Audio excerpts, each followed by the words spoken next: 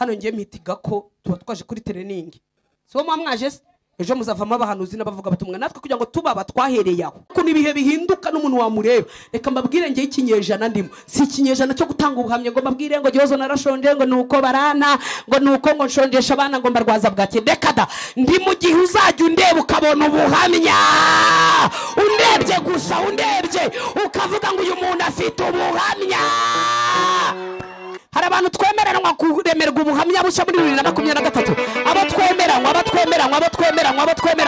pera haleluya shepaste fota twarasenze twararirimbye twariyirije twarapfukamye twagiye mu misozi twamanutse ibibaya twasengeye mu mazi twasengeye mu magurupe dukeneye kwimanire mu buhamya bwivugira.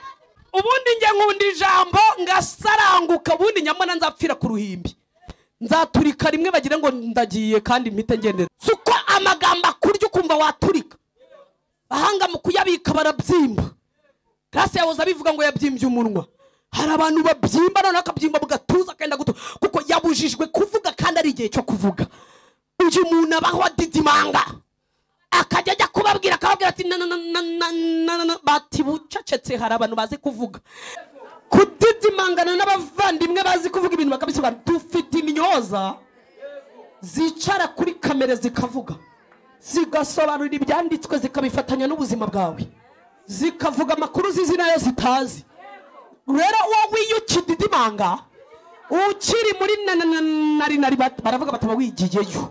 Navukiye ahangaruka hano ndagaruka nuye muri Kigali kubwiye impamvu byagenze uko wamara kuvuga kubera kufite ururimi rw'inananya bakavuga ngo bawegeye hirya hakaza undi akavuga ati I saw myself, my name is so donc justement bati ugiye ku kazi ibindi uzabisobanurira.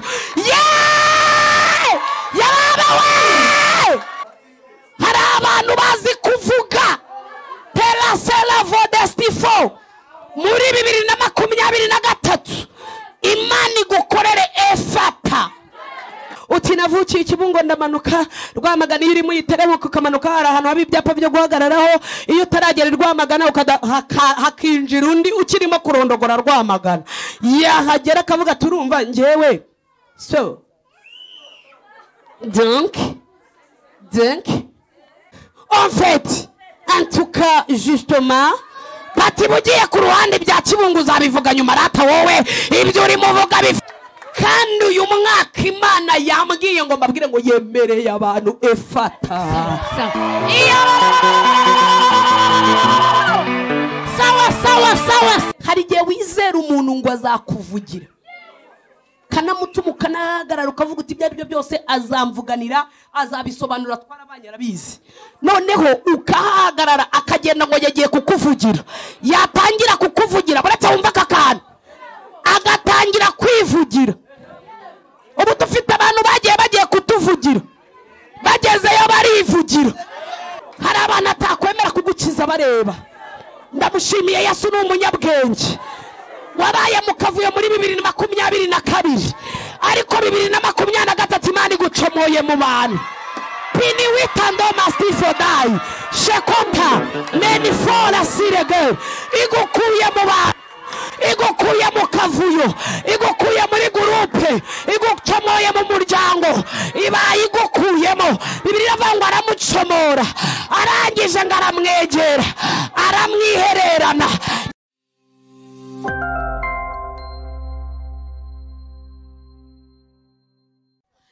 Gihozo ngwino dukomara Imana yo mwijuru amashyi twakira heva ariko aya mashyi mwayashyizeho amaboko ari hehe umugisha ntaho wagiye dikosi winibrere centrere aya mashyi twongere tuyakoma ariko se bite byanyu ubundi.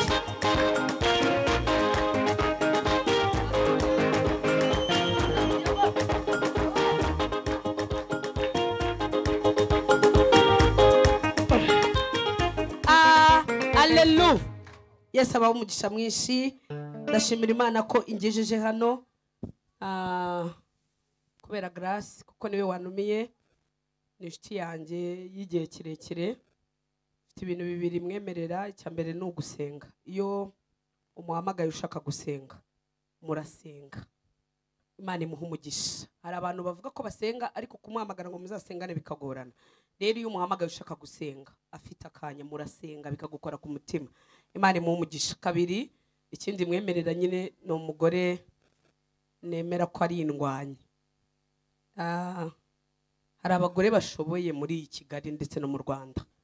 Hari abagore b'indwanyi, kandi iyo umuntu azi kurwana akagera ku rwego utashobora, jewe ndamwemera, mwemerera ibintu abandusha.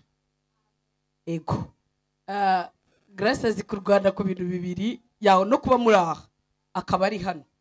Jewe ibi bintu ntabwo nabishobora, ariko arashoboye kuba ahatana kugira ngo abantu bari aha mubashe kubona Imana. Mumuzamurira ibiganza, Imana imuhe umugisha. Hari abahanuzi benshi baba mu makaritiye, ariko amakaritiye babamo nibayabyaza umusaruro, si byo se? Ariko we ahantu ari, niyo ashaka bari muri Gobyori saha gusa ndamuzi cyane cyane, tumaranye igihe kigera nko ku myaka nk'itandatu 7. Ndamuzi rero ahantu henshi ari, niyo haba ari muri niyo haba ari mu Rutoki, njya kubona nkabona nkumva ngo yashinze icyumba. Avuga se nkaho hantu ubona abantu ngwingo baraza, hari igikuta yabagamo mu nce za Masiza, hari abantu bahazi, si byo? Nigeze musimubizi, hari abantu bibizi bazamure, cyendaga kugwa Mana yo mu ijuru, maheruka kera isi cyendaga kugwa, ari ibyondo henda kugwa, amatafari agerekeranyije, kandi bakabyina. Nkajya mvuga ni njyewe n'ingenza, mujye mubyina gahoro cyane igikuta kitazanyigwiraho. Bakabyina nta mikoro naki, ibyo byose ni ubutwari afite abandi bagore batagira, kandi uko ni ukuri. Gatatu rero, afite ikindi kintu mukundira, nkunda umuntu urwana mu rugamba na wari urimo. Na abantu bake cyane bahura n'urugamba bagakomeza kurwana, ugafata inkota ugafata n'imbunda. Nago byoroshye. Iyo umuntu urugamba rurimo rumugose, kenshi ararasana gusa, ntago abona umwanya wo guhumuriza abandi. Ariko we uruhande rumwe aruhereza kurwana, urundi ruhande akaruhereza guhumuriza abantu. Iki nacyo nuko tutagira abantu wenda tubibwira ngo mubyumve, mwebwe mutubona muri rwa ruhande rwo kubahumuriza. Ese mwankurikiye? Muri rwa ruhande rwo kubahumuriza niwo mudukundira, ariko mujye mwibuka ko hari abantu babahumuriza bafite n'inkota yo kurwana, ari no mu rugamba nawe. Icyo kintu rero ni abantu bake bagishobora. Imana imuha umugisha. Niba ubikunze mwaturiwe umugisha. Iyo tuvuze ngo sabira umuntu umugisha, ujye ubikora, kuko muri mwe tuba turi kwigisha, namwe muba muri aha turi gutoza. Hano ngiye mpitiga ko tuba twaje kuri training, so mwaje ejo muzavamo abahanuzi n'abavuga batumwa, natwe kugira ngo tubaba twahereye aho tukajya ducengera mu byumba, tukirirwa inyuma y'abahanuzi, tukirirwaho, ugenda ukura wivanamo icyo ugomba kuzaba cyo. Niko bigenda. Noneho iyo turi hano kuri training rero, twaje nyine gutozwa. Mpamvu mita kuri training tuba dufite abigisha benshi batandukanye, kandi babigisha ibintu bitandukanye. Iyo udakuriye hano urapfuba, ukaba umupfubwe, ugapfuba ku buryo nta n'umuntu wazigera kwigisha ngo agupfubure. Niko biba bimeze. Iyo utigiye ahangaha ngo uhamenyere, ugende wumva ibintu bimwe na bimwe, umenye ngo nzahagarara hano ndumva nge nagira impano nk'iyuriya, ahari biriya nabishobora, umenye gutura uri hano, ntuzigera utura mu buzima bwawe bwose. Nibyo wikwivugisha ngo nzatura nabonye amafaranga, rekada igupimira ku giceri cy'ijana. Hano se k'igiceri wagitura? Imana bamugisha. Ndanezerewe rero kuza, nubwo mfite iminota mike cyane. Iyi teraniro rishoje niryo riguha ishusho y'iteraniro ry'uwo munsi. Ntabwo mubyumvise, ntabwo iteraniro ari iri ngiri turimo hagati. Oya, iteraniro risoje nibwo usohoka uvuga uti twasenze. Nzaza dusozanye ubu ngubu kwari ukugira ngo nzi. Hanyuma rero ni inshuti yanjye y'umugore nkunda, twabanye ahantu hatandukanye mu ivugabutumwa rikomeye, mu bihe bikomeye. Gatatu, twabanye mu bihe nge nta muntu n'umwe wangeragaho, ariko we yaraje. Hari igihe uba mu bihe abantu bose bakaboroka nimero yawe, kandi bino bihe nabyo ntacyo bitwaye, bituma bazaborokora, hanyuma hakaborokora ba nyabo, abatari ba nyabo bakagenda. Imana icugusa kugira ngo ikurebera abantu bazima, hanyuma rero inkumbu zigatakara, abari banegetse bagatakara, abari barazanywe n'ubuhanuzi bakiruka, abari barazanywe n'isura bakaguruka, hanyuma ugasigarana umuntu. Muri abo bantu nasigaranye nawe arimo, nicyo gituma yantumira nkaza. Yego, ntabwo yantumira kubera ko ayobora ngo nzi, ariko kubera ko yigeze kunsigaraho. Araza mfata amaboko arambwira ati komera turi kumwe. Ubwo abanukaga bagahita bamutuka nawe. Urumva hari abantu bakwanga bakakwangana n'uwo muri kumwe. Tugira abantu bazi kwangana bya kompri bashoboye baba bahanga. Ariko ndamushimira kandi nshimira n'uriya mugabo uri kubyuma. Barazanye rwose, Yesu aguhe umugisha. Twabanye neza Michel. Michel ni umuntu mwiza, azi gucuranga ne. Ese jya wemera niba ibintu utabishoboye nk'ubwo uba wegamye ibiki? Azi gucuranga ne. Bintu ntubishoboye ntiwajyara kuri senti ngo ukande nta n'ibyo uzi, kandi baracuranga kumva birakuryoheye. Ndavuga ngo azi gucuranga neza bikakunanira kuvuga ngo yego. Azi gucuranga neza. Imana imuha iki nawe? Amen. Imana imuha umugisha. Baramfasha, baranshyigikira mu murimo w'Imana. Dukora umurimo w'Imana mu gihe gikomeye. Imana yampataga gukora kandi mbona bitoroshye, ariko turawukora. Baramfatanya, bamfata amaboko. Imana y'amahoro ibaha umugisha. Tuwugeza aho twagombaga kuwugeza, kandi numva byaragenze neza, nacyo nicuza kuri ngewe. Mbona Imana yarangiriye neza, kuko mu murimo niho havuye uyu nguyu ndi n'ubundi. Haleluya. Twongere haleluya. Muri mwe rero haba harimo abahanuzi, haba harimo abantu bafite akanwa katura bikaba, bataramenya ko bagafite. Bite byanyu ko mutandeba? Haba harimo abantu batura ikintu kikaba, ariko batarisobanukirwa. Haba harimo abantu barambika ikiganza bakizamura gusa indwara zigakira, atabizi ko bifite. Niyo mpamvu tuvuga ngo rambura ibiganza. Muri ibyo biganza haba harimo umuntu ukizamura kigatsinda. Jya ukizamura neza kuzageza igihe Imana izagitwikururira ikagishyira ku mugaragaro, igasobanura icyo ari cyo. Haleluya. Abanyikirije Imana ibaha umugisha. Hanyuma nkunda ibintu bibiri. Nkunda umuntu unyikiriza. Nkunda umuntu unyikiriza, singiye kukubeshya, kuko nanjye mba nkeneye gufashwa. Mba mbazaniye senkani, namwe muri bume senkani. Simubyumvishe? Senkani siri senkani. Umwigisha n'umwigishwa bagira bate? Ni ukuvuga ngo tuba turi bufungire mu ijana. Iyo unyimye senkani rero ukama 30, 20 abadayimoni barayiturya. Kandi iyo umaye 30 nanjye ngo waveni tugahita dusigaza muri senkani. Ariko nunyemerera turatanga senkani, nanjye nange senkani dufungire mu ijana. Ababivuze ngo amen. Yego, munyikirize kuri urwo rwego, kuko nanjye mba nkeneye kugira icyo nyura. Hanyuma mfite byinshi byo kuvuga. Mfite ubuhamya, mfite indirimbo, mfite ijambo, mfite amateka. Numvaga mfite no gusenga, ariko ndakora ikintu kimwe. Ndigisha ijambo ry'Imana numva rindi ku mutima, ririmo risogota. Hanyuma tute dusengera ibintu 5 Imana yambwiye. Ni 5 byonyine simbirenza. Ibisigaye abahanuzi n'abandi bavuga butumwa bari inyuma baraza kubikomerezaho, ariko ndumva kwa gatanu nzagaruka tugasozanya. Abakomya amashyi Imana ibaha umugisha. Iyo umuntu ahagaze hano aba afite akanwa katura bikaba, aba afite umugisha. Iyo akubwiye ngo Imana iguha umugisha urawuhabwa. Uba ugomba kuba tayari, ukaba maso, kuko iyo twateranye ndayimona araza agaterana, ugasanga umuntu arimo araganira inkuru zitafite ahantu zitandukanye. Imana ibaha umugisha. Barabyumvise. Dusomwe ubutumwa bw'iziko bwanditswe na Mariko ibice 7. Duhere ku murongo wa 31. Mfite ijambo rifite intego ivuga ngo zibuka. Zibuka. Zibuka. Ariko kera bajyaga badutuka ngo ziba, ubundi ukanazibuka. Iryo jambo niryo rifite intego ivuga ngo zibuka. Kuko iyo turi hano dufunga MTN, Tigo na Airtel, tugafungura MTS. Rezo ntago zijya zikorana. Uzaperereze niyo washyira simukade ebyiri muri telefone ukazihamagarira rimwe, abamigurusha indi ikayirusha imbaraga ikaba ari yifata. Funga fone wicare wumva ijambo ry'Imana. Akajagari k'ibiganiro byo hanze ndakanga. Noneho nkanga abagore bahagarara ku muryango w'urusengero batanarimo, bagahagararaho muteganye agatera ikiganiro. Uwo muntu ntaba afite shitani na nyirasenge wayo. mukajya mutegana ukabona ari gutera igiparu kandi ngo yaje gusenga no kuri kw'Imana. Aba rero ni babandi dusengera twakwirukana abadayimoni mo hano bakabafatira hanze, yagera hanze bamara kumuzezengeza akazasigara avuga ngo nta Mana twagiraga, kumbi nago yabaye maso ngo abahana Imana iri. Tugira abantu bagira umunwa agasohoka ngo urumva ngo nge nateraniye imyaka 3 ngo naminduka nabonye ngo nge nabiye byiza nabonaga babyina gusa. Kubera iki? Nago yabaye maso ngo amenye ikigiye Imana yatugenderereyemo.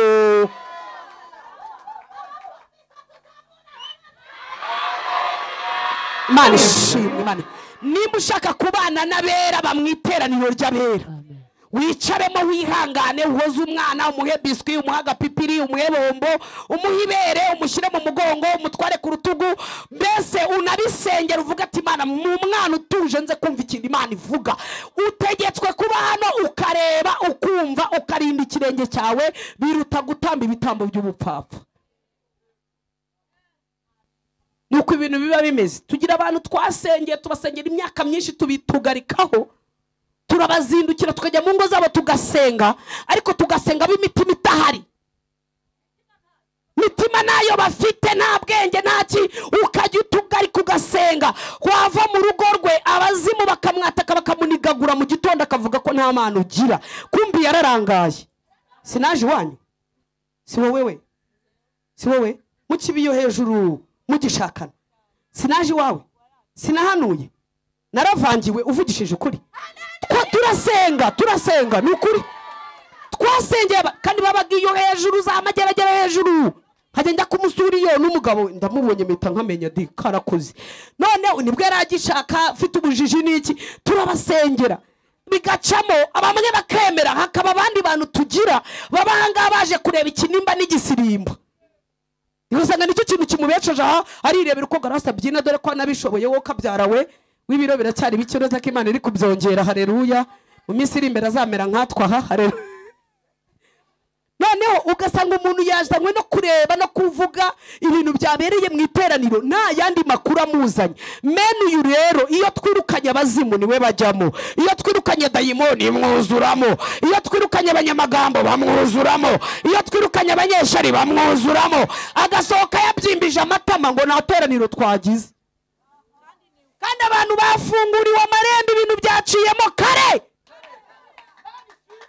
Ibwira mugenzi wanjye Imana iguha umutima wo kuba hari, kuba hano uhari, kuba hano uhari.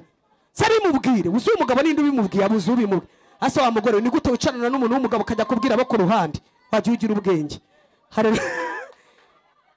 Mubwire ngo Imana iguha umutima wo, kandi bimba mvuze mba mbibonye. Kwicara gusa ntacyo bimaze, kwicara ukagira icyo usohokana nibyo bigira icyo bimara. Kuzura ahangaha niyo mushaka muzabe bakeya, ariko azacure bakeya bafite umumaro. Nicyo dukeneye, nago dushaka kujya mu mujye muzura hano ngo twuzuye urusengero ngo mwabaye benshi. Muba benshi n'ubundi twareba mu kino tugasanga nta kintu kirimo.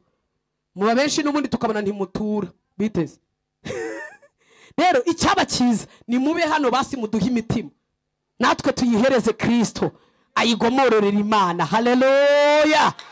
Ni mube hano tubone impinduka, ni mube hano Imana ikore, kuko iyo tubabwira Imana irakora, Imana irakora, Imana irakora, Imana irakora, Imana irakora. Grace ari mu bantu bamanuriye muri icyo gihe mbabwira nkomerewe bikomeye, arambwira ati mbonye igihe cy'umuyaga kirangira, mbona Imana izanye amafaranga, mbona data wa twese agushubije mikoro barazibyiganisha. Tari igihe numva ntagishaka mikoro, ndamubwira ni amafaranga yo ndayafata ariko mikoro ibiyiretse, ariko wakubwira igihe iyo kigeze. Haleluya, haleluya. Igihe iyo kigeze ibintu birahinduka. Imana iguhindurira ibihe, kandi nukuri njyewe sinjye ngira amarangamutima, nta n'umutima mubingira. Imana iguhindurira ibihe.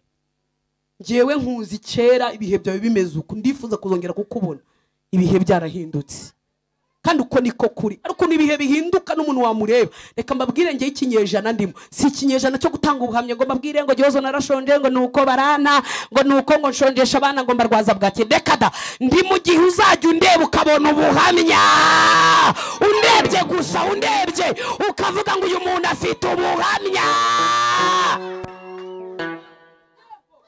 Nicara nkagenda ukabona ubuhamya, nakwicara gusa ukavuga ati uyu muntu ni ubuhamya. Tutaranamvugana naniyo n'amakuru ufite gusa ukindeba ukavuga ati uyu muntu ubuhamya buruzuye. Turi mu gihe cyo kugira ngo Imana yuzuze ubuhamya. Ko dufite abatanga buhamya, dufite ababeshya, dufite abatubura, dufite ababeshya, dufite ababupfundikanya, dufite abatwara ubwawe bakajya kubuvuga ahandi, ariko turashaka Imana itugira ubuhamya. Muri karitsiye utuyemo utarabasobanurira yuko hari Imana yahinduye uburyo utetsemo n'uburyo uri gukaranga dodo, bakavuga batariko yarabuhinduye. Yarabuhi wajya guhahira kwa kazungu kuri botike ukinjira akavuga ati mama kibwece ikaribu kuko abona byahindutse. Hahandi wicara mu bana bawe wabyaye bakuzi neza bakavuga ati mama tuba twifuza ko wahora kwishura ukaza kudusura abantu bakamenya ko uri mama kubera ko byahindutse. Banyoko bukwe ngo ntibagusuye, dukeneye kutaha ubukwe bwabo ukabutaha wicaye mu binyuma bakaguhagurutsa kubera agaciro bakavuga ngo ni mu mutambutse.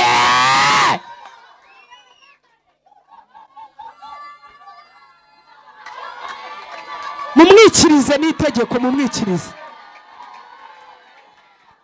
kuko twarasenze, twarabwirijwe, twarabwiyirije, twiriwe ubusa twirirwa n'ibw'iminsi n'ibihe, twarasobanuye abantu baradusobanura batuvuga uko turi nuko tutari. Dukeneye guhagarara abantu bakabona ubuhamya.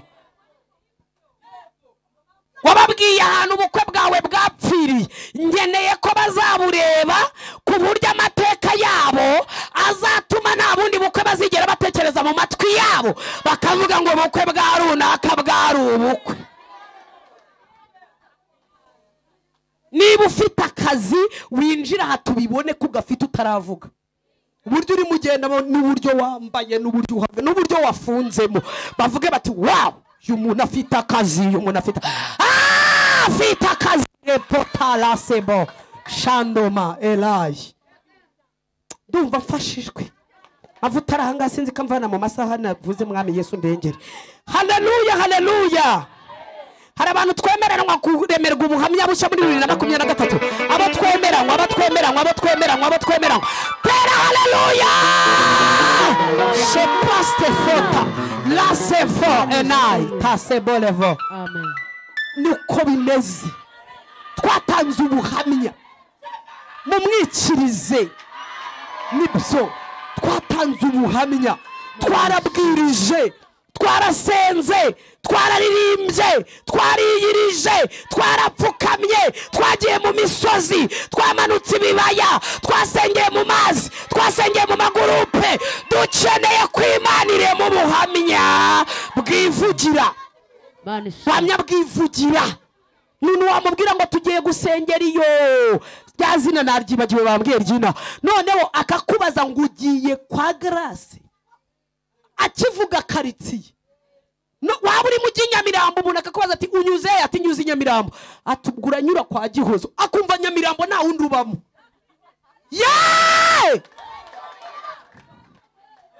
Wakata muri karitsiye abantu bakavuga ati agiye kwa runaka, abantu bagahita bamenya ko hari ahantu ugiye. Hari ubuhamya Imana yandika bukivugira. Yabyumvishe buriya, yabyumvishe. Kadusome ijambo dusenge, ndabinginze bwivugire.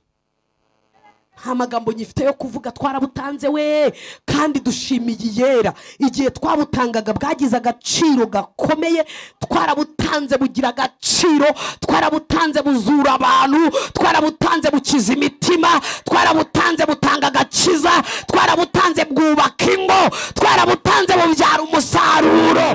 Dukeneye ko Imana iduhindura ubuhamya. wajya ugenda bakabona ubuhamya burahise, yeee watambuka bakavuga ati ubuhamya bunyuzeho. Ese murabyakiriye?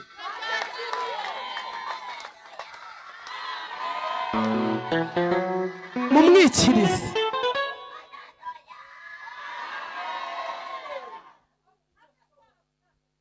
Mwarasenze iyo muva byonyine n'ahantu muza muba mwaje gusenga, mwarasenze inshuti zanjye. Urugendo mukora, ibitondo muzamuka, ibijoro murara, mwarasenze. Dukeneye ko Imana ibahindura ubuhamya, abantu bagasobanukirwa uri utaranavuga.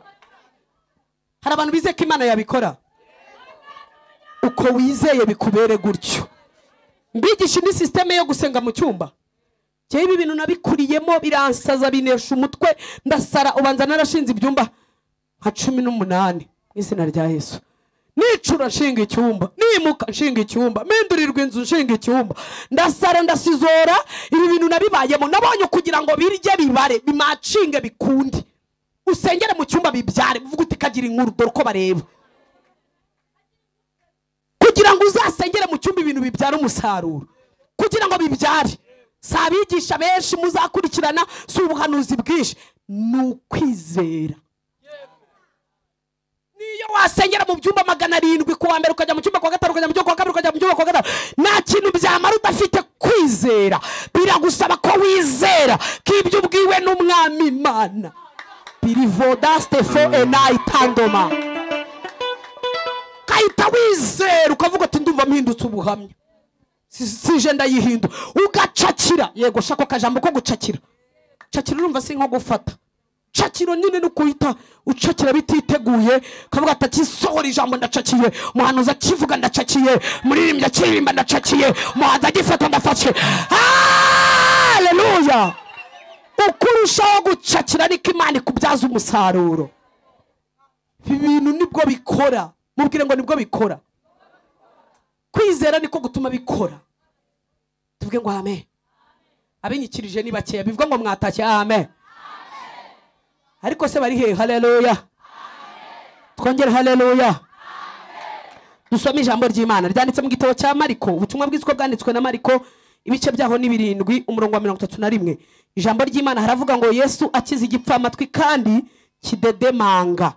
Bibiliya iravuga ngo ava mu gihugu cy'Itiro anyura i Sidoni, agera ku nyanja y'i Galilaya, anyuze hagati y'Idekapoli.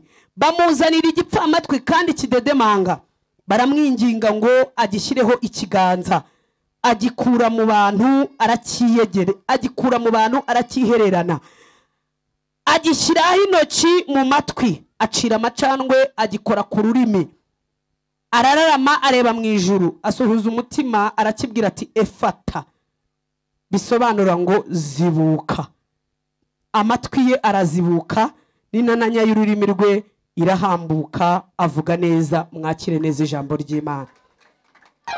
Niryo shaka ko tuganiraho, naho ntago marenga. Ndashaka ko tuganira ku ijambo ryitwa efata. Ariko wabwiye Yesu agahindura mu rurimi akakuvugira ijambo ryitwa efata. Shobora kuba umaze iminsi akubwira ngo hari ibyo nkoze, hari ibyo nkoze, hari ibyo nkoze, ariko data yo kabyara. Ushobora kuba warasenze, ushobora kuba yaravuganye nawe mu nzozi, ushobora kuba yarakubwiriye mu bahanuzi, ushobora kuba mu ndirimbo yakubwiye, ushobora kuba nawe wicaye arimo kuvuga, ariko ndashaka kaguhindurira ijambo uyu munsi. Nakubwire ngo efata, Imana ikubwire ngo efata. Hey! Ubundi nge nkunda ijambo ngasaranguka, ubundi nyamana nzapfira ku ruhimbi, nzaturika rimwe bagira ngo ndagiye kandi mpite ngendera ko. Hey! Yesu afite utujambo ajya avuga, tokele posefo, akatuvuga ukaba wakagenderaho imyaka 15 uri muri efata. Yeee! Shalom fo. Abantu mwahuye ataravuga ngo efata, wahura nabo ugatangira ubabwira uti efata. Byaratobanutse, byarasobanutse. Ugayazibirifo, ugasengera muri efata, ukarongorera muri efata, ukabyarira muri efata. Hey! winjira mu kazi muri efata gusa kado before dasiregeri atari uko ibizami wabitsinze ahubwo muri efata ukaya difosema ugatwara ikinyabiziga muri efata ugakira berime uri muri efata sherefota nomanda pini wistifo Imana ikakuhagirira muri efata ikagusigira muri efata ikakwambikira muri efata igasobanura ibyawe muri efata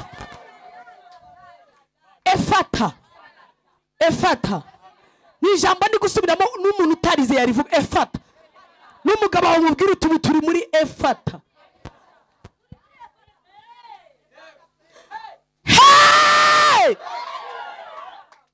Mani mbabarire mbane n'abarokore bafashwa indinda umudayimoni indinda abayehova indinda abaparinami indinda bamwe bose batikiriza amen indinda ayo matorero atikiriza ya haleluya Erneste Fola Sekotai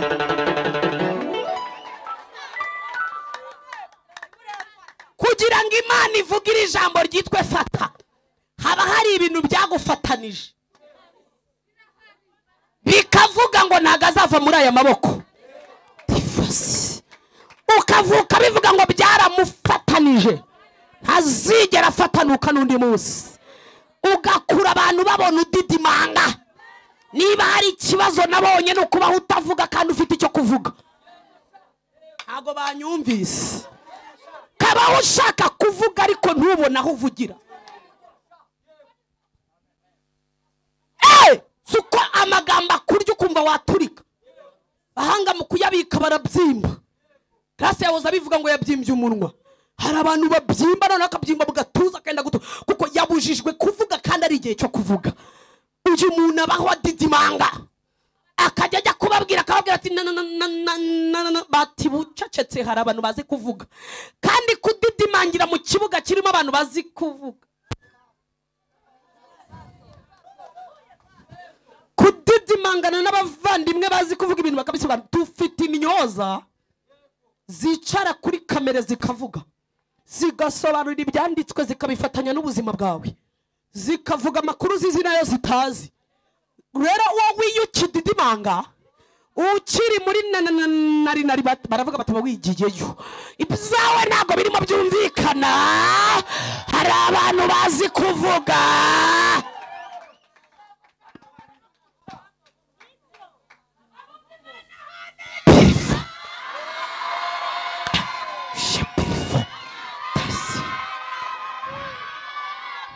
Bibiliya iratubwiye ngo iki kirema ntabwo cyari kizi kuvuga cyaradidimangaga ururimi rwacyo rwarafatanye n'inananya abatazi inananya niyo munsi no kuba ngo ururimi nirwegukaga kikaba gifite amakuru ariko kidashobora kuyavuga kikaba cyabonye ibintu ariko kitabisobanura cyari cyararushewe kikagira iyerekwa ariko kitazi kurivuga kikagira inzozi ariko akaba ati bucubye ibyawe ntibisobanutse nibyo urugo rwawe twararusuye ejo bundi tubona rurahengamye uri mu manegeka biri uyu munsi n'ejo bizapfa hari abantu bazi gusobanura ibintu we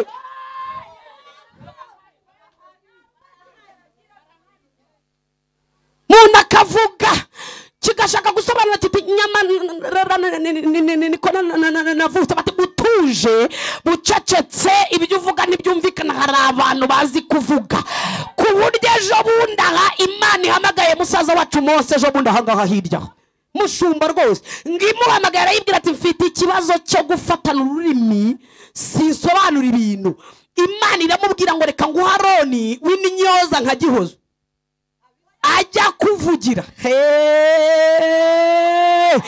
Imana iguha ururimi rata dore uko bandeba Imana iguha ururimi uzi uko ujya gusaba akazi ukabisobanura neza amashuri wize mo ndahanura nabyumvise ugatangira kuvuga utumva narize namanutse hariya ndazamuka ndongera ndatambika diplome niyi kandi ibyo musaba byose ndabyujuje imyaka niyi navukiye ahangaruka hano ndagatandagaruka nuye muri Kigali kubwiye impamvu byagenze uko wamara kuvuga kubera kufite ururimi rw'ina w'inananya bakavuga ngo bawegeye hirya hakaza undi akavuga ati I saw myself, my name is so, donc justement bati ugiye ku kazi ibindi uzabisobanurira. Yabawe hari abantu bazi kuvuga terasela vodestifo muri 2023 Imana igukorere efata. Imana ze postifo dana, Imana igukorera akantu bita efata. Ukeneye iki?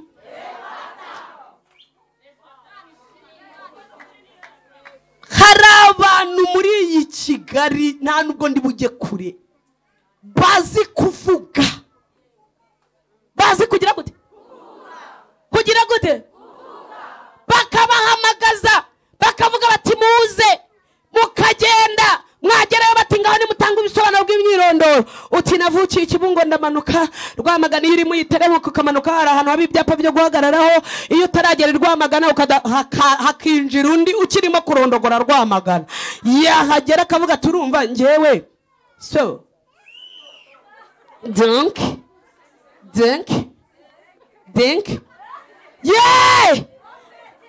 en fait en tout cas justement bati bugiye ku ruhande bya Kibungo uzabivuga nyuma rata wowe ibyo uri muvuga bifite efata, ariko reka mba amakuru yizewe. Sawa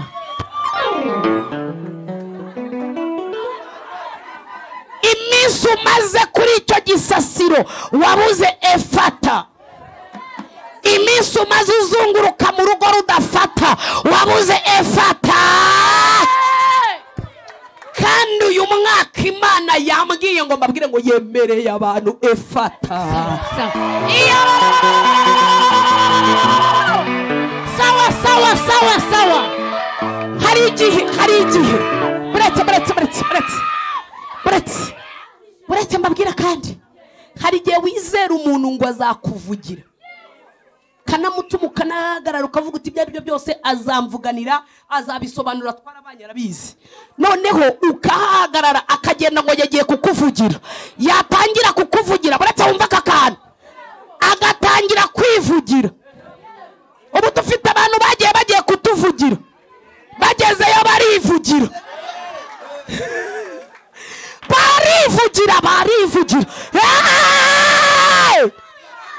tubereka ubuzima bwacu tugira ngo bazatuvugira, tukanagira ngo baravuga bakabisobanura, dore ko baba bari nyoza bazi no kuvuga, bagenda bakivugira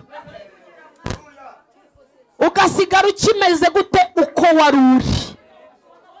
Uyu muntu yari yarakuze ururimi rwarafatanye, ariko afite ikintu yavuganye n'Imana, arategereza reka mvuge ikintu Bibiliya yavuze ngo si ugufatana ururimi gusa, ngo nta nubwo yumvaga, kamvuge ku matwi mve ku rurimi, mbibutse ku rurimi rwakubaka rukanagusenya, mbibutse ku rurimi rwiza rwakugeza kure ariko rwanagutwika, mbibutse ku rurimi umuntu yarukoresha akagutabara cyane, mbibutse ko yanagukingirana akwicariye akajya kinga kandi akoresheje ururimi. Bakamubaza batese Gihozo araho ati we yapfuye kera, kandi yakugera imbere muri kumwe kumbu wari gusubiza muri icaranye akajya avuga ati yo Yesu ashimwe mukozi w'Imana haleluya, ndakumva ndumva Imana. Bafite ukuntu bititiza, ariko ndaguhendahendera yera yo kabyara, nigira wituma ku buzima bwawe ahubwo izibure kuko wowe ni wivugira uzivuga neza, uzisobanura, uzavuga aho ushonje, uzavuga aho utonekara, ariko wavuze yavuga ibitari byo. Nari mvuze ngo uyu mwaka Imana iguha uburyo bwo kwivugira. Kamvuga ku ijambo bitwa amatwi, Bibiliya iratubwiye ngo cyari n'igipfamatwi, ntabwo cyabashaga kureba kumva, cyokora yararebaga. Bibiliya iratubwiye ngo ntabwo yabashaga kumva. Mwibutse ko iyo umuntu yumvishe neza ahereza ibitekerezo nabyo bikakira, hanyuma umutima ugahita umanukirwamo n'ibyo yakiye mu bitekerezo, akirirwa neza kuko yakiriye ibintu byiza. Mwumvise? Dufite abantu bazi kumva rero, bakumvirana. Wavuga Yesu akavuga Yesu, kagira ngo ni bimwe, kumbi yagiye. Wavuga Mwuka Wera akavuga imyuka, bikagucanga. Wavuga uti nari nabwirije muri Yesaya, kazana ibindi bitari mu gitabo cya Bibiliya. Dufite abantu bagenzwa no kunobora ijambo rimwe mu magambo 1000 wavuze kubera ikibazo cyo kutumva. Dasone for the style. Ugasanga amatwi ye ntago yumva neza. Wavuga ngo mukirati yarabayobeje. Wavuga uti mubohoke atarabashiramo imyuka mibi. Mwaba muri kubyina ati hari huzuye umwuka w'abarangi. Mbese dufite abantu batumva neza.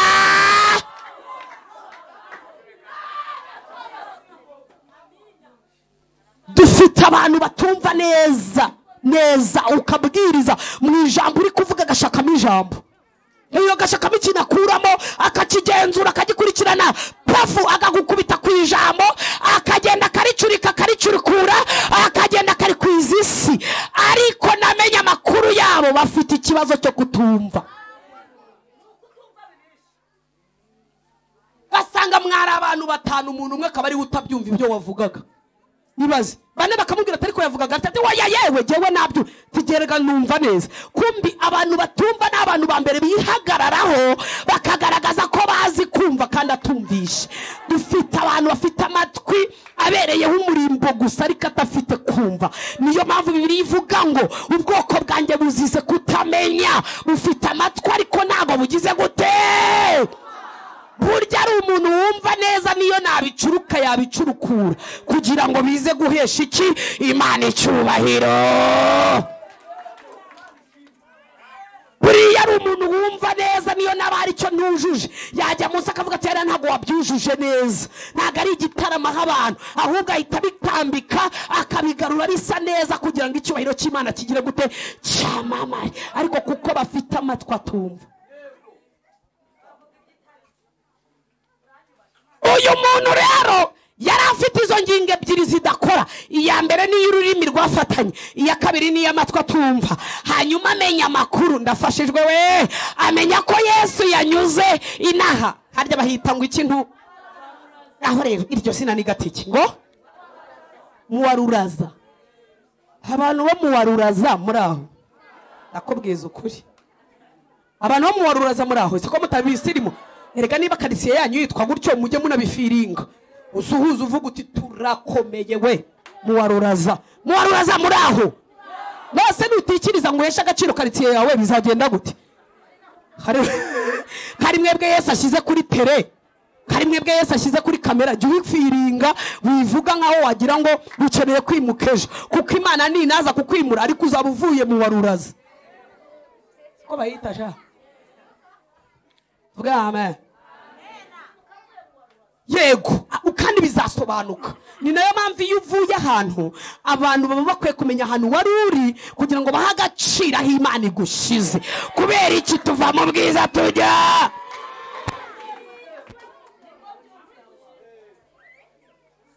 aba turi kumwe bagire gutya ndebe baribo.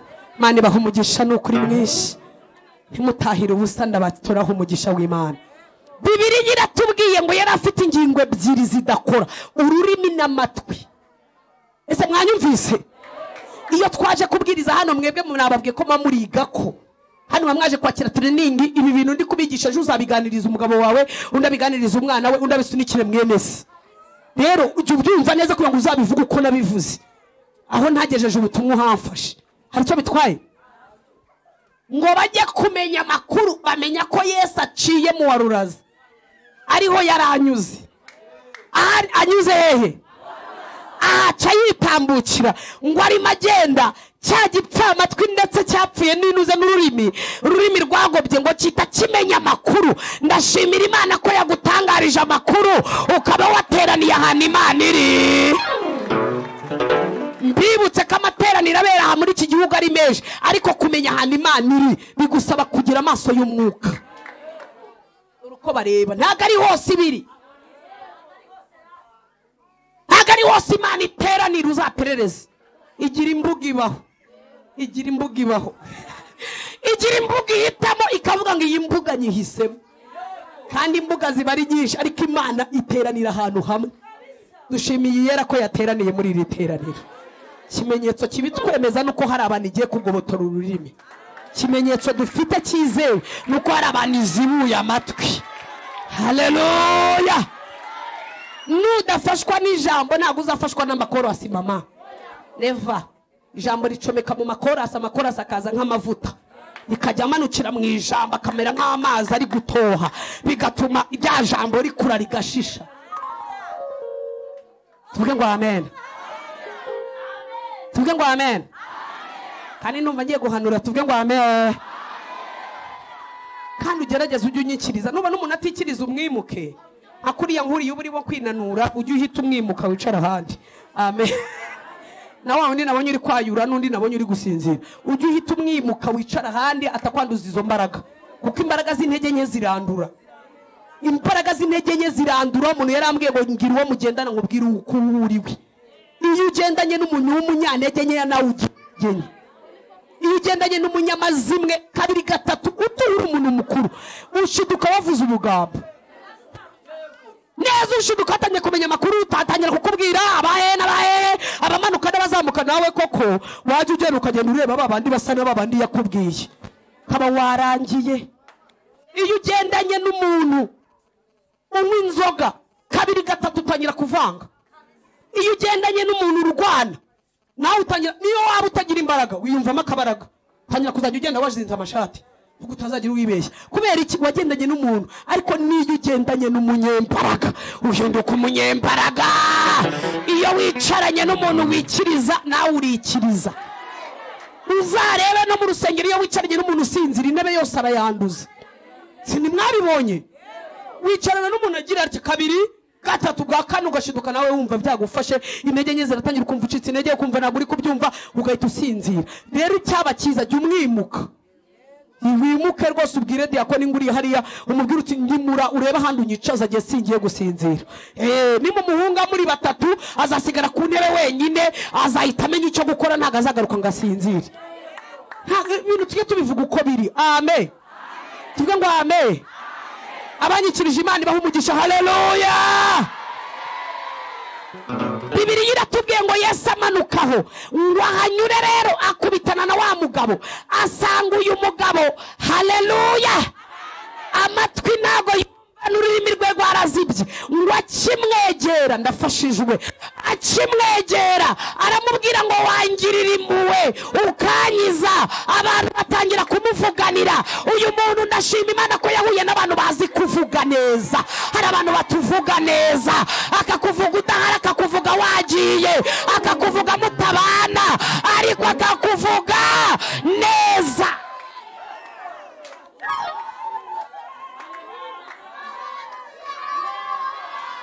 Kuvuga neza. Niyo utagira icyuho umuntu ariko uzamuvuge neza. Niyo utagira icyuho uzagerageze umuvuge neza. Ngo kukunda atayumvaga nta nubwo yanavugaga, ntabwo yari kubasha kubwira Yesu ikibazo cye. Haza umuntu aravuga ati uyu muntu ntabwo yumva, tasi mimi foda, kandi wamugirira impuhwe wamukiza. Kirema nacyo gihagarara imbere ya Yesu kitazi ibyari byo kimucira amarenga kitangira kudidimanga kivuga ati na. Yesu ngo arebe uburyo kiri muri na abona ntari bukibwire ngo ceceka ngo kibyumve, abona ntago ari bukibwire ngo numa, abona ntago ari bukibwire ngo ceceka. Hari ahantu stafole Steve die kubera urusaku rw'ibihe, kubera urusaku rw'inzara, kubera urusaku rw'amadeni, kubera urusaku rw'abamusakurije kuva kera. Cyari gifite ibigambo byinshi gitangira kuvuga kiti na. Yesu rero abyitegereje, reka mbibura akabanga. Hari ahantu Yesu atagukiriza akabanza kugukura mu bantu. Rera birifoda yasire akavuga ati buvuye mu bantu va mu ba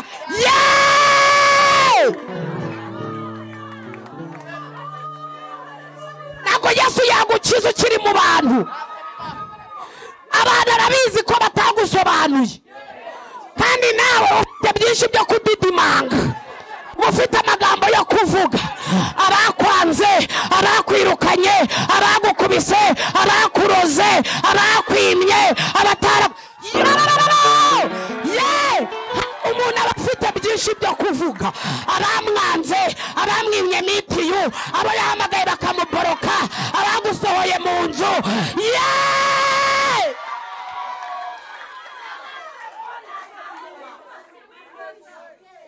Hari abantu Yesu atadukirizamo, harimo abantu badusohoye mu nzu, hari abantu batwigambyeho, hari abatuvuze nabi, hari abaturakariye, hari abantu Yesu atadukirizamo. Aramureba abona ntago yamukiriza mu bantu, amucomora mu bantu, aramucoma.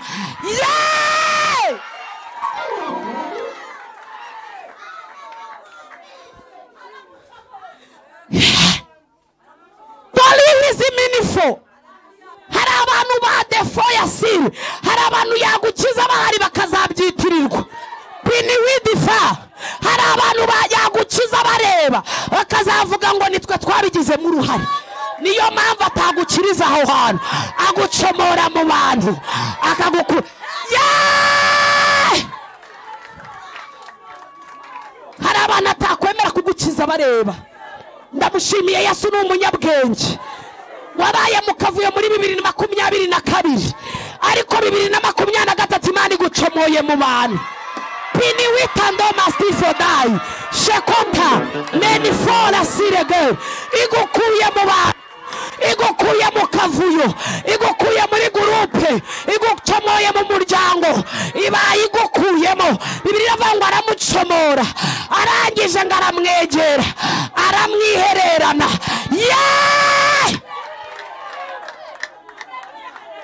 Umva impamvu ebyiri zatumye Yesu amwihererana. Iya mbere, yari afite amagambo menshi, yari afite ubugambo bwinshi. Arasohoye mu nzu ya mbere, inzu ya humura ndagukiza. Ati oya, ya 16 nagiye nambuye, ariko nyirinzu nawe yari yambwiye. Mbese yari afite amagambo menshi. Yesu amucomora mu bantu ngo abantu batumva uko arira. Imana yagucomoye ahantu, Imana yaducomoye ahantu, Imana yaducomoye ahantu. Imana yagucomoye ahantu, igushyira ahantu abantu batakuzi, igushyira ahantu abantu kugira ngo ubone ukurira, ubone ukuvuga ibyawe neza rata, uvuga agahinda kawe, usobanura ibyawe. Yesu arabizi ko aho tuvugira haba hari intyoza zizi kuvuga, yanze ko abantu bamuvugiramo. Yari kujya atangira kuvuga ibibazo bye, akabona ati biretse Grace turamuzi. Icyambere ahantu yasengeraga byagenze gutya, icyakabiri amakuru yo dufite nuko yari yambaye atyo, icyagatatu buri wa gatanu abaza mbega yari kuvuga byinshi. Arabatika mucomore mu bantu, mujyana ahantu nyibwirire. Aha waje kwibwirira Yesu, aha waje kubivuga neza, aha waje tera. Haleluya!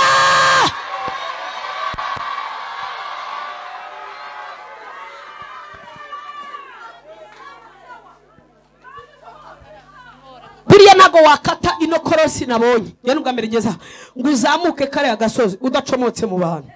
Muvuze uti kambacomokemo gato, gende mubwira ukuntu bizangendekeye, gende mubwira ukuntu batumiye abandi mu bukwe ngeni bantumira, gende mubwira ukuntu abana banje minerivare bayibuze, ndagiye mubwira uko byangendekeye. Abantu Yesu yacomoye mu bantu. Dutere haleluya, haleluya, haleluya, haleluya, haleluya.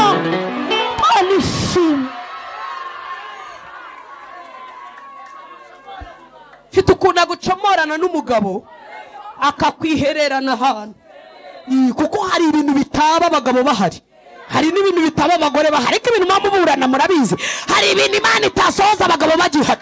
Piri wita foda akavuga ati muretse manze mucomore mujyane ku ruhande, mwereke uko babaho, mwereke ko mbishoboye, mwereke ko narera, mwereke ko mpeka.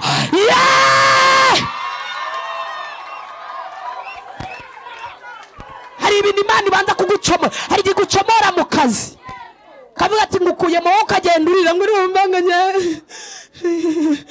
ngo akazi kanjye ngo barakare n'akazi ngo bukaragaze Yesu twari twavuganye aragira ngo bitazitirirwa boss agutungire muri Kigali udatunzwe n'akazi agutunga ubimenye ko yatunga abantu yishura inzu bimenye ko yabishobora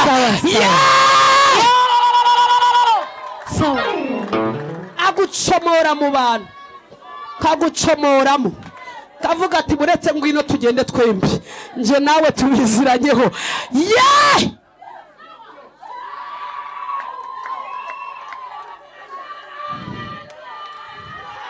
peri for that agucomora kuri tere Yesu ni umuhanga jambo yavuze rirakomeye aravuze ngo icyubahiro cyanjye ntabwo nzagihundi ntagashaka undi muntu wakitirirwa agucomora kuri tere agucomora mu badiyasipora refo dasire agucomora mu nshuti agucomora kwa nyoko wanyu akaguvana muri korara bizi kagukuyemo nimama akakudeforasi akabigiramo uruhare yamara kugushyira ku ruhande akaguconga akagukuramo inkumbi akagukuramo bene wanyu mavuta yose ya bene wanyu mafaranga y'abatonto ayaba marena agahagarara ibintu byose bigahagarara yarangiza Yesu manishimwe yarangiza kuguconga neza mwihereranye usome neza mwihereranye bwara abantu Yesu ari guconga kagukura ku noti kagukura ku mafaranga banke zikakwibagirwa konte zikakwibagirwa ubukwe ukabusiba ukabona nibukibaye yarangiza yaguconze agahita avuga ijambo rivuga ngo efata Penny with a foda cinema and I see the girl to be manishimwe nagashobora kurivuga abantu bahari ago yarivuga abantu mukiri kumwe bazaryigane nago yarivuga bazagire ngo ni imbaraga z'induru yabo hoya bazagire ngo nuko bakuvugirije induru hoya bazagire ngo nibo bari bakubakiye no arabanza kagucomo kagukuramo inkumba kagukanda kajya umubwira uti na miti yunayibuza ati humura turi kumwe kamubwira uti noneho ndabona n'imyenda irimo isaza ati komera ariko wowe kamubwira uti noneho na nyirinzu yambwiye ngo ninibesha ngatinda gatoya arayihundi kakubwira ati humura uretse nina hanga na ruguru yifite y'inzu noneho agakomeza kwizeza perifata ngo arangize ame ndababuza barokore haleluya ngo amaze kumucomora mu bana akora igikorwa cya mbere ngo acira amacandwe Yesu ni mwiza waretse mvuge ku macandwe ya Yesu macandwe y'abandi barayatuvuma bakibwira ko baduvumye ariko ya Yesu akiza indwara macandwe y'abandi barayikokomora bakadusuzugura ariko amacandwe ya Yesu Bibiliya yavuze ngo amaze kumucomora mu bantu nta muntu uhari ngo acira uducandwe adutobesha mu ntoki ngamushyira ku rurimi rwe mva nkubwira amakuru yizewe abantu barakuvumye ariko imivumo Yesu agukujeho ayikoresheje amacandwe ye mbibutse yuko uwakuvumye nawe ukurwaho n'undi muvumo mwibutse yuko Yesu araciriye agukuyeho igisuzuguro abantu bagushizeho agukuyeho imizingo abantu bakuziritse araciriye yarangije gucira kuko nyuma yo kugucomora mu bantu Yesu yamaze gucira ngamaze gucira akira ku rurimi rwe yagira ngo atazagira uwigana agacira amacandwe nawe akabikora nta n'undi uracira amacandwe ngo abikore kereka Yesu wenyine kamaze gucira aravuga ati rero aha mu matwi ngo ashyiramo intoki ze aravuga ngo efata bisobanura ngo zibuka bisobanura ngo zibuka yiwe ndafashijwe ndamutse mbyaye umwana nahita mwite fata bisobanura ngo zibuka mana we wampaye impanga koko nkazite efata efate A efate B haleluya zibuka bisobanuye ngo hari ibintu byazibye mwibutse ko ibintu bizibye udashobora kubona umugisha mwibutse ko ibintu bizibye umugisha utabona aho unyura mwibutse ko ibintu bizibye umugisha urumva ariko ntushobora kukugeraho mwibutse ko ibintu bizibye abantu baraguhanura ariko ntibisohora kubera iki birazibye mbibutse ko igitembo cyazibye kitabuza amazi gutambuka amazi yishakira inzira murabyibutse kagica hejuru cyangwa munsi ariko kuko kizibye nagaboneza mu nzira y'igitembo umva ikizanye Yesu rero nukugira ngo imigisha isigaye iguca hejuru indi kaguca hasi iyi migisha isigaye iguca hejuru. Wasenze neza wiyirije wakoreye Imana ariko ntucyure umugisha, ukabona ibintu biracyari guzwahama, ukabona ibintu biracyazungurutana, ni ukubera ko igitembo cyari kizibye. Ariko Yesu aravuze ngo fata. Mpamvu depoza nubona akazi ni ukubera yuko efata yari kizibye. Aho umugisha wagaci, impamvu bagusengeye Imana ikavangira gukijije ariko indwara ukamukibona byaciye hejuru wari uzibye. Ariko umva amakuru yizewe, efata. Mbega abantu we, aba bantu nabarokore koko. Grace, aba bantu barabatije cyangwa ni abantu bo kugahanga? Niko murabatijwe mwese mu mazi menshi. Ndikumva muta efata. Ese ubwo wavuze ngo efata? Iyi Imana ikwemereye fata abana bagira ubwenge. Iyi Imana ikwemereye fata uwakugurije arakwishyura. Iyi Imana ikwemereye fata umugabo wanze gukizwa arakizwa. Iyi Imana ikwemereye fata aho wacururije uhomba wacururiza wunguka. Iyi Imana ikwemereye fata ibyari byaragiye biragaruka. Twari tuvuze ngo fata, subiramo ngo fata, twongere ngo fata, dutere haleluya. Sengere ibyifuzo. Icyambere, sengeye umuntu ushaka kwakira Kristo nk'umwami n'umukiza, akavuga ati maze iminsi nzurungutana mu byaha, nge sinjyamenya gutinda, sinzi no guhendahenda. Mubimenye nta muntu wamaye Kaya nzabaha ubuhamya ningaruka kwa gatanu. Murabyemeye nzagaruke nzabaha ubuhamya nta Kaya nabonye habe kuri iyi mihanda turiho. Haleluya. Habinaha habepfa habaho ndi hahomba habaho nkurira habaho nashake. Nta muntu nigeze mbona mbwira I love you so much ngo bigumeho. Byabaga ari ibintu bya pirate. Rero nta Kaya nabonye, nta nubwo nzi guhendahenda abantu. Ndakubwiye ngo Imana irambwiye ngo irashaka kubabarira ibyaha, ikabanza ikazibura imiyoboro yawe n'Imana, ikabanza ikavuga ngo efata ukajya usenga bikemera, ikabanza ikavuga ngo efata ugasengera mu bugingo, ukabanza ukavuga ngo efata ukakira amahoro yo mu mutima. Haleluya.